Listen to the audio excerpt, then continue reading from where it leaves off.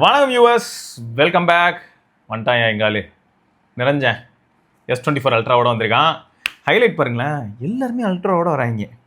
S24 ultra ஒரு பக்கம், 15 ultra ஒரு பக்கம். நம்ம கௌதம் ப்ரோ என்னடானா X8 அல்ட்ரா யூசர், இப்போ S26 அல்ட்ராக்கு அப்கிரேட் இருக்காரு. Ultra guys, okay. அப்ப நான் யாரா? S24 அல்ட்ரா உனக்கு எப்படி இருக்கு? நீ வாங்கி கிட்டத்தட்ட எவ்வளோ மாசம் ஆச்சு? 4 மாசத்துக்கு மேலே ஆயிடுச்சுண்ணா. ஓகே, நீ வாங்கும்போது 1UI 7ல இருந்தது. இல்லை 1UI 8, இப்பயும் 8ல தான் இருக்கு. ஓ, 7ல வாங்கலையா? நீ வாங்கும்போது 8ஆ? ஆமாம், அக்டோபர் ஸ்டார்டிங்கில் வாங்கினேன். பாரா, வாங்கும்போது 8 கிடச்சிருச்சா? அப்படி பார்த்தா இப்போ 6 மந்த்ஸ் ஆக போகுதுடா. 6 மந்த்ஸ் கிட்ட ஆயிடுச்சுண்ணா. ஆமாம், இப்போ நாள் போனதே தெரிலங்க. ஃப்ளைங் லைக் அந்த மாதிரி போயிட்டு இருக்கு.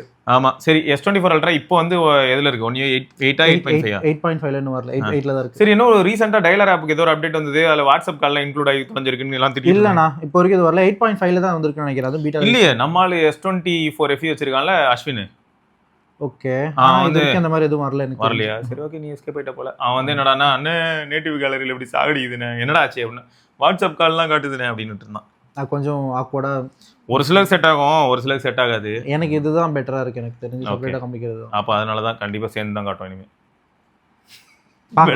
பெட்டராலாம் விட முடியாது, பிரச்சனையாக தான் விட முடியும். எவ்வளோ முடியுமோ அவ்வளோ நாசம் பண்ணி விட்டுருவேன். சரி, இதில் வந்து ஸ்டார் வேல்யூ எவ்வளோ இருக்கு இப்போ? அது என்ன அப்டேட் மாறவா போகுது? அதில் எதுவும் மாறாது. ஸ்டார் 07 போட்டிங்கன்னா வருங்க. டைலர் ஆப்பில் போய் போட்டு பாருங்க. அப்படி வரலன்னா வேற எங்கேயா போய் நம்ம செக் பண்ண வேண்டியதாக இருக்கும்.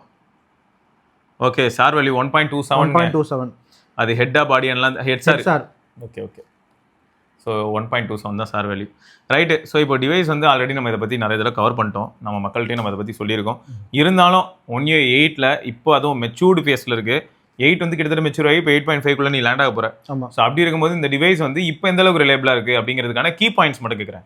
நெட்வொர்க் ரிலேபிலிட்டி, அதாவது கால்ஸ் டியூவல் சிம் யூஸ் பண்ணி நெட்வொர்க் ரிலேபிலிட்டி எப்படி இருக்குது? அதாவது 5G இதெல்லாம்.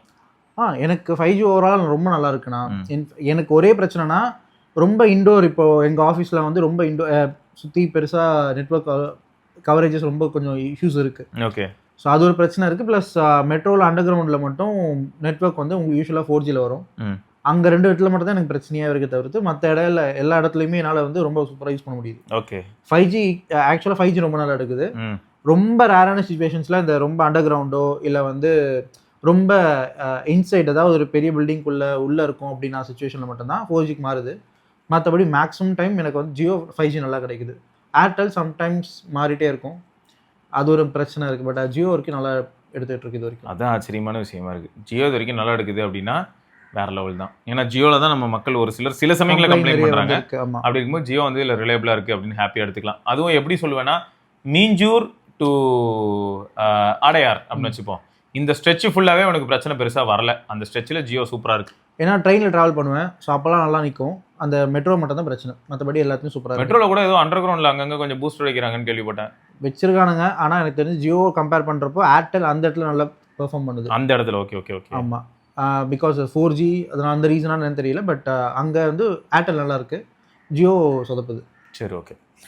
இப்போ கால் ரெக்கார்டிங் மாதிரியான விஷயங்கள்லாம் நேட்டிவாகவே உங்களுக்கு டைலர்லேயே அவைலபிள். இம்பார்ட்டண்ட்டாக ஒரு சில கால்ஸ் மட்டும் என்னால் வந்து டிஃபால்ட்டாகவே என்னால் ரெக்கார்ட் பண்ண முடியுது.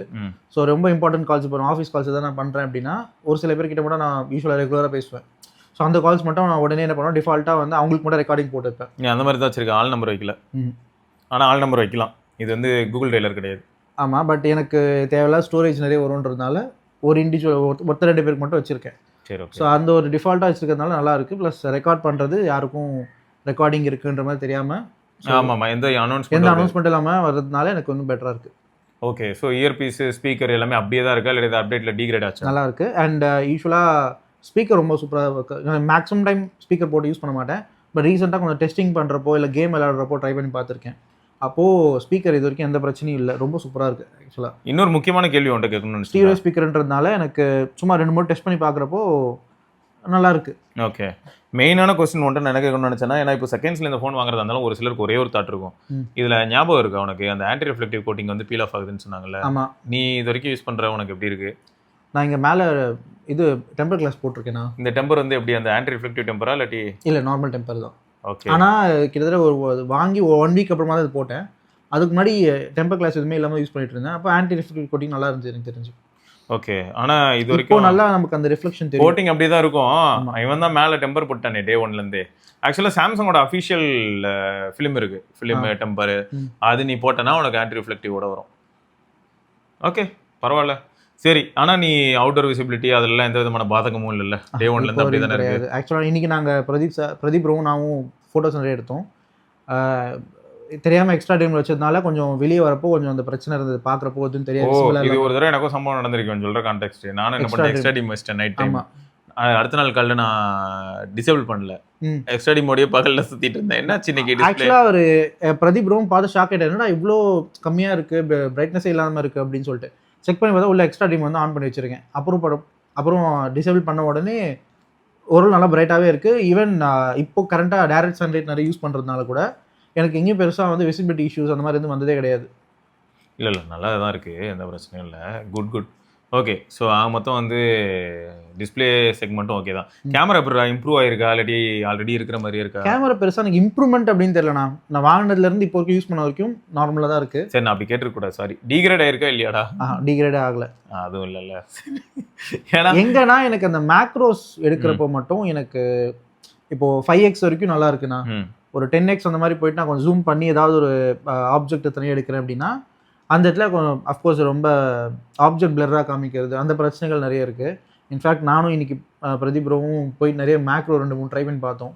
அப்போது அவருக்கு பர்ஃபெக்டாக இருந்துச்சு Xiaomi 15 Ultraல. எனக்கு இந்த 5x மேலே லைட்டாக கொஞ்சம் ஜூம் பண்ணுறப்போ அந்த இடத்துல வந்து எனக்கு பிளர் ப்ராப்பராக ஆப்ஜெக்ட் வந்து எனக்கு தெரிய மாட்டேங்குது. செட் ஆக மாட்டேன்டா, நல்லா செட் ஆக மாட்டேன் போடாங்கட்டு அப்படின்ட்டுருச்சு. இதே பிரச்சனை எனக்கு S24ல இருந்தது, S24 Ultraலையும் இந்த பிரச்சனை இருக்குது. ஓகே. ஸோ ஃபோக்கஸ் ஹண்டிங் மாதிரிங்க, நியர்பை சப்ஜெக்ட்லாம் போகலான்னு பார்த்தா ஒன்று அவுட் ஆஃப் ஃபோக்கஸ் போவேன்லாம் சொல்லாது, திரும்பி பார்த்தா ஃபோக்கஸ் ஆகிற மாதிரி இருக்கும், திரும்பி பார்த்தா அவுட் ஆஃப் ஃபோக்கஸ் போகும். ஓகே. ஸோ இது எப்படி, அதாவது ஓவரால் ஓஎஸில் உனக்கு experience one UI 8 user interface நான் வந்து எப்பயுமே குறை சொல்லவே மாட்டேன் ஒன் UI பொறுத்த வரைக்கும். ஸோ குட் லாக் யூஸ் பண்ணிகிட்ருக்கேன், இருக்கிற எல்லா மாடல்ஸும் யூஸ் பண்ணுறேன். ஸோ மேக்ஸிமம் ரொம்ப நல்லாயிருக்கு. யூசர் இன்டர்ஃபேஸ் எனக்கு எங்கேயும் பிரச்சனை வந்து இது வரைக்கும் பார்த்தது. பக் ஆக்சுவலாக நிறைய பேர் பக் வந்து லாஸ்ட் டைம் நம்ம S24 Ultra போட்டப்போ கமெண்ட் செக்ஷன் நிறைய பேர் சொல்லிட்டு இருந்தாங்க பக் இருக்குன்னு சொல்லிட்டு. பட் நான் யூஸ் பண்ண வரைக்கும் எங்கேயும் பக் பெருசாக எதுவுமே கிடையாது. நல்லாவே ஒர்க் ஆகிட்டு இருக்கு. ப்ளஸ் ரொம்ப ஃப்ளூயிடாக இருக்குது. ஒன் ஹேண்ட் யூசேஜில் எனக்கு வேறு லெவலில் இருக்குது. ஏன்னா நான் காம்பேக்ட் ஃபோன்லேருந்து 6.8 inches இவ்வளோ பேர் டிஸ்பிளே வந்தப்போ எனக்கு S24ல் அந்த காம்பேக்டாக நான் வந்து ஒன் ஹேண்டில் யூஸ் பண்ணதுலேருந்து இதில் வரப்போ ஸ்டார்டிங் ஒரு 2-3 நாள் கொஞ்சம் ஸ்ட்ரகிள் பண்ணேன், யூஸ் பண்ண கஷ்டப்பட்டேன். அப்புறம் ஒன் UI கொஞ்சம் எனக்கு அதுக்கேற்ற மாதிரி நிறைய விஷயம் நான் கஸ்டமைஸ் பண்ணதுக்கப்புறம் இப்போ ஒன் ஹேண்டில் எனக்கு ரொம்ப சூப்பராக யூஸ் ஆகுது. So you are happy? Very happy. எனக்கு ஒன் UIயில் எப்பயும் குறை சொல்ல மாட்டேன். ஒரே ஒரு பிரச்சனை, அவன் கொஞ்சம் இந்த பேட்டரி ஆப்டிமைசேஷன் இன்னும் நல்லா பண்ணணும்னு யோசிக்கிறேன். தயவுசெய்து செஞ்சு விடுங்க சாம்சங். பேட்டரி தான் இன்க்ரீஸ் பண்ண மாட்டேன், அட்லீஸ்ட் ஒரு பேட்டரி ஆப்டிமைசேஷனாக ஒழுங்காக கொடுக்கலாம்ல. கெப்பாசிட்டியை தான் ஒன்றும் பண்ண மாட்டேற பாரு. குட்டி ஃபோன்லாம் 6300 mAh சுற்றிக்கிட்டு இருக்கு. சரி, இது உள்ள இருக்கிறவங்களும் அசிங்கப்படுத்துறான்டா உன்னால. சரி, இப்போ ஆக்சுவலாக முக்கியமாக இன்னொன்று என்ன கேட்கணும்னு நினச்சேன்னா, நீ கேமரா பற்றி சொல்லும்போது பெருசாக டிகிரேட் ஆகலன்னு சொன்னதே பெரிய ப்ளஸ் தான். ஒன்று இது வரைக்கும் சாட்டிஸ்ஃபை பண்ணியிருக்குது, அதுவும் ஒரு பெரிய ப்ளஸ் பாயிண்ட் தான். 8 Gen 3 இப்போ வந்து எங்கேயாவது உனக்கு இல்லை இது வந்து அந்த பவர் பேக்டு ஒரு ப்ராசர் மாதிரி தெரியலங்க அப்படி ஃபீல் ஆகுதா, இல்லாட்டி டே டு டே டாஸ்க் எல்லாமே அசால்ட்டு தானே? எனக்கு நான் யூஸ்வலாக ப்ரொடக்டிவிட்டிக்கு அதுவுமே யூஸ் பண்ணுவேண்ணா. ஸோ நோட்ஸ் எடுக்கிறது, அதுக்கப்புறம் பேசிக்கான இங்கே இந்த எடிட்டிங்லாம் ஒரு சில எப்பயாவது பண்ணுவேன். கேப்கட்லேயோ இல்லை 2-3 அப்ளிகேஷன்ஸ் வச்சுருக்கேன். ஸோ அதில் எப்பயாவது வீடியோ எடிட்டிங் பண்ணணும்னா பண்ணுவேன். அதை தாண்டி கேம்ஸ் வந்து கால் ஆஃப் டியூட்டி, அப்புறம் ரீசெண்டாக சப்வே சர்ஃபர், நீங்கள் ஐ மீன் ஆமாம் சப்வே சர்ஃபர் சிட்டி, இப்போ அந்த அது வந்ததுனால மெட்ரோவில் யூஸ்வலாக நான் அது விளையாடிட்டு இருப்பேன்.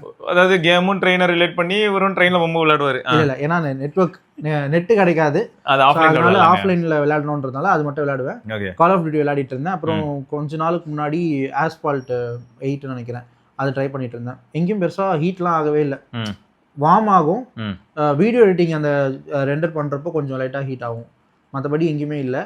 அண்ட் வீடியோவில் கேமரா கொஞ்சம் ஹெவியாக யூஸ் பண்ணுறப்போ அந்த மாதிரி டைமில் மட்டும் கொஞ்சம் ஹீட் ஆகுது. ஓகே. ஸோ இதான் வந்து கேஷுவலாக அந்த SOCயோட பர்ஃபார்மன்ஸ் அண்ட் ஃபீட்பேக்காக இருக்குது. நான் வந்து ஹெவி யூஸரும் கிடையாது, ஸோ அதனால் மோஸ்ட்லி அதில். ஆனால் நீ ஹெவி யூஸர் மாதிரி மீடியா சென்ட்ரிக்காக இருப்பேன்னு சொல்லலாமா? இப்போ ஹெவி யூஸர்னா வந்து நிறையா அடிப்படையில் எடுத்துக்கலாம். இப்போ நான் மேப்பை மட்டும் ஆன் பண்ணிட்டு பொழுதுனைக்கு யூஸ் பண்ணுவேனாலும் ஹெவி யூஸர் தான். ஒருத்தன் பார்த்தனா வெறும்னே OTT அப்ளிகேஷனு மியூசிக் இதுக்கு இடையிலே ட்ராவல் பண்ணிகிட்டே இருப்பான், டிஸ்பிளே ஆன்லேயே இருக்கும் அப்படின்னும் போதும் அகைன் ஹெவி யூஸராக மாறுறான். ஒருத்தர் என்னன்னா டேரக்டா கேம் ஆடுவாங்க. இந்த டிஃப்ரெண்ட் யூசேஜ் பேட்டர்ன்ஸ்க்கு இடையில பேட்டரி லைஃப் வேணா கொஞ்சம் கொஞ்சம் மாறலாமே தவிர, பட் டிவைஸை வந்து யூட்டிலைஸ் பண்ற விதம்னு எடுத்துக்கிட்டோம்னா கன்டினியூஸ் யூஸ்ல தான் இருக்கும்.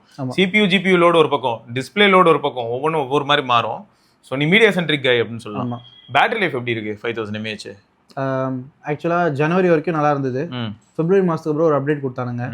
எனக்கு ஒன்று செக்யூரிட்டி பேட்ச் அப்டேட்டும் எனக்கு கூகுள் ப்ளே அப்டேட் ஒன்று வந்தது. ஓகே, ஸோ அதுக்கப்புறம் பயங்கரமாக அடி வாங்கிச்சு. ஒரு நாளைக்கு எப்படியும் ஒரு 2 times ஃபுல்லாக சார்ஜ் பண்ணுற மாதிரி இருக்கும், 95. ஸோ அந்த லெவலில் இருந்தது. அதுக்கப்புறம் ரீசெட் பண்ண ரீசெண்டாக ஒரு 1.5 week பிஃபோர். அதுக்கப்புறம் பரவாயில்ல. ஓகே, ஸோ அந்த ரீசெட் வந்து அப்பப்போ கொஞ்சம் தேவைப்படுது இல்லையா? ஆமாண்ணா. அது வந்து சாம்சங்குன்னு மட்டும் இல்லை, எல்லா டிவைஸுக்குமே ரீசெட் வந்து செமையாக ஹெல்ப் பண்ணியிருக்கு. நம்ம கம்யூனிட்டி மெம்பர்ஸே ஒரு சிலர்லாம் ரிப்போர்ட் பண்ணியிருக்காங்க. டிஃப்ரெண்ட் பிராண்ட்ஸில் இப்போ விவோவாக இருக்கட்டும், ஓப்போ இல்லாட்டி ஷாமி, OnePlus எந்த பிராண்டாக இருந்தாலும் சரி, ஏதாவது 2 வருஷமாக தொடர்ந்து யூஸ் பண்ணியிருக்கேன் அப்படின்றவங்களாம் ஒரு ரீசெட் அடிச்ச உடனே டிவைஸ் வந்து தலையில மாறிடுது. இத்தனைக்கும் ஹைலைட் என்னன்னா பேட்டரி மாற்றலை, அதே பழைய பேட்டரி தான். 2 வருஷம் ஓல்டு டிவைஸ், அதே பழைய பேட்டரி. ஆனால் திரும்பியும் ஓரளவுக்கு நல்ல பேட்டரி லைஃப் வருது. ஸோ இந்த ரீசெட் அப்படிங்கிறது மேஜர் அப்டேட்டுக்கு அப்புறமா பண்ணுறது ரொம்பவே நல்ல பழக்கம் அப்படிங்கிறது ஞாபகம் வச்சுக்கோங்க. அண்ட் யூஸ்வலாக நான் இப்போ என்ன பண்ணிட்டேன்னா ஃபாஸ்ட் சார்ஜிங் ஆஃப் பண்ணி வச்சிட்டேன். நிறைய பேர் அது கொஞ்சம் சில பேருக்கு வந்து ஃபாஸ்ட் சார்ஜிங் இருந்தே ஆகணுன்ற மாதிரி இருக்கும். பட் நான் யூஸ்வலாக நைட் டைம் நிறைய ஓவர் நைட் சார்ஜ் போடுறது அப்படின்னா ரொம்ப கேஷுவலாக ஆஃபீஸில் இருக்கப்போ ஃபாஸ்ட் சார்ஜிங் ஆஃப் பண்ணி வச்சுட்டு தான் மோஸ்ட்லி சார்ஜ் போடுவேன். அந்த ரீசனால கூட ஓரளவு பேட்டரி வந்துட்டு அளவு பரவாயில்ல அப்படின்னு சொல்லலாம். ஆக்சுவலாக நேற்று கூட பார்த்தீங்கன்னா 115% சார்ஜ் போட்டிருந்தேன். 115% கன்சியூம் பண்ணி அதை சார்ஜ் கன்சியூம் பண்ணியிருக்கேன். ஸ்க்ரீன் டைம் வந்து 8.5 hours. 8.5 hours வந்துருக்கு.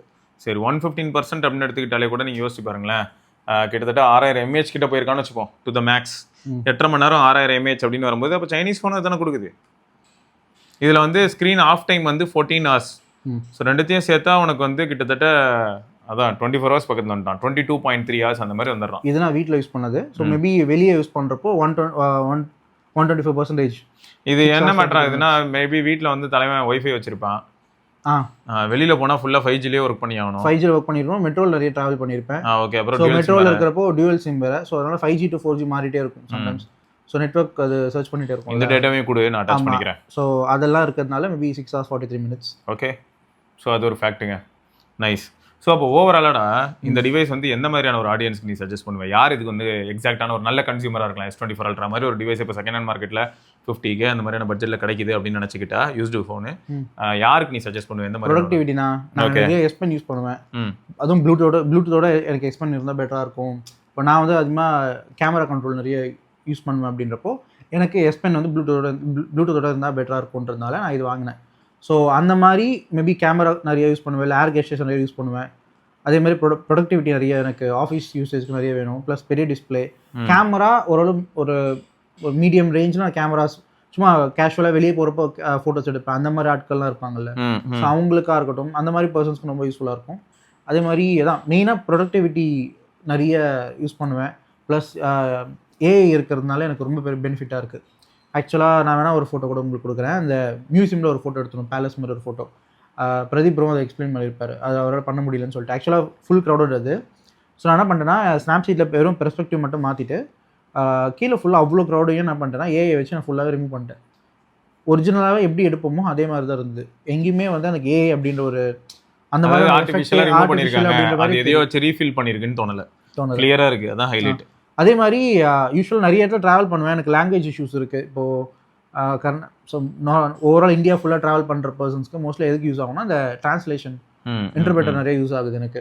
ஸோ அது ரொம்ப சூப்பராக இருக்குது. நான் லாஸ்ட் 24 போடுறப்பே ஒரு வாட்டி சொல்லியிருப்பேன். டெல்லிக்கு போனப்போ எனக்கு வந்து அங்கே சுத்தமாக எனக்கு லாங்குவேஜ் வராது, ஹிந்தி எனக்கு சுத்தமாக தெரியாது. ஸோ எனக்கு அந்த இன்டர்ப்ரெட்டர் யூஸ் பண்ணி தான் அவங்க பேசினதை நான் வந்து புரிஞ்சுக்கிட்டு நான் அதுக்கேற்ற மாதிரி என்ன ரிப்ளை பண்ணுறதுன்னு சொல்லி சம்டைம்ஸ் நான் கொஞ்சம் ரொம்ப பெருசாக யூஸ் ஆகலைன்னா கூட என்னால் அங்கே இருக்கிற பர்சன்ஸ் கிட்ட கம்யூனிகேட் பண்ணுறதுக்கு ஈஸியாக இருக்குது.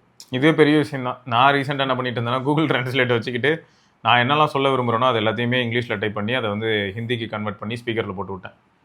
அந்த டைமில் எனக்கு ரொம்ப யூஸ்ஃபுல்லாச்சு. ஸோ அந்த மாதிரி ஏஐ பொறுத்த வரைக்கும் நிறைய விஷயங்கள் இதில் கொஞ்சம் கொடுத்துருக்கான். ஓகே, S26 Ultraவில் இருக்கிற மாதிரி இதில் அதே அப்டேட் கொடுப்பானான்னு தெரியல. S26 Ultraவில் இருக்கிற மாதிரினா அங்கே ஒன்றும் ஏஐ பொறுத்த வரைக்கும் டகால்னு எதுவும் மாறிடாது, நீ வருத்தப்படுற அளவுக்கு. கொஞ்சம் இருக்கும் additional features based on the current gen SoC. அது மட்டும் தான் எக்ஸ்ட்ராவாக கொடுத்துருக்கான், வேறு எதுவும் S26க்கும் இதுக்கும் டிஃப்ரென்ஸ் இல்லை. பரவாயில்ல, ஸோ மொத்தம் நீங்கள் யாராவது வந்து மீடியா சென்ட்ரிக்காவோ கொஞ்சம் பர்ஃபார்மன்ஸ் ஓரியன்டாவோ அப்புறம் கிரியேட்டிவாக ஏதாவது யூஸ் பண்ணணும்னு நினச்சிங்கன்னா அப்படிப்பட்ட ஒரு டிவைஸ் தான் S24 Ultra. ஸோ நம்ம இன்றைக்கி கரண்ட் மார்க்கெட்லேயும் உங்களுக்கு கிடைக்கும், தாராளமாக நீங்கள் வாங்கலாம். வாங்கும்போது ஒன்று மட்டும் மறக்காமல் பார்த்துக்கோங்க. ஃபஸ்ட்டு தெரிஞ்ச கடை அது ஒன்று, ரெண்டாவது பில்லு இல்லாமல் வாங்காதீங்க சரியா. இந்த ரெண்டுமே நீங்கள் பண்ணிடணும். ஏன்னா நாலு பின்ன ஏதாவது பிரச்சனை வந்ததுன்னா ஃபஸ்ட்டு செல்லரோட ஹெல்ப்போட நம்ம வந்து அதாவது ஃபஸ்ட்டு ஓனரோட ஹெல்ப்போட நம்ம நிறைய ஃபிக்ஸ் பண்ண வேண்டியதாக இருக்கும், ஞாபகம் வச்சுக்கோங்க. முடிஞ்சது ஸ்டாக் இருந்தாலே நம்ம என்ன சொல்கிறது, ஆன்லைன்லேயோ இல்லை ஆஃப்லைன்லையோ பெட்டராக வாங்குறது பெட்டர். செகண்ட் ஹேண்ட் ப்ரிஃபர் பண்ணாமல் புதுசு வாங்குறது பெட்டர். புதுசு வாங்குறதா இருந்தால் எனக்கு தெரில, ஏன்னா கிடைக்குமான்னு தெரியல. 65K அந்த மாதிரி பட்ஜெட்லலாம் புதுசு கிடைக்குமான்னு தெரில, அதனால தான் நம்மளால் சொல்ல முடியல. ரைட்டு. ஸோ மக்களே, வேறு ஏதாவது சந்தேகங்கள் இருந்தால் மறக்காம கீழே கமெண்ட் செக்ஷனில் கேளுங்க. இது தொடர்ந்து நம்ம இன்னொரு பதிவில் சந்திப்போம். அதற்கு விடைபெற்றுக் கொள்ளும் சிவபரணி, நிரஞ்சன். பார்க்கலாங்க. பாய்.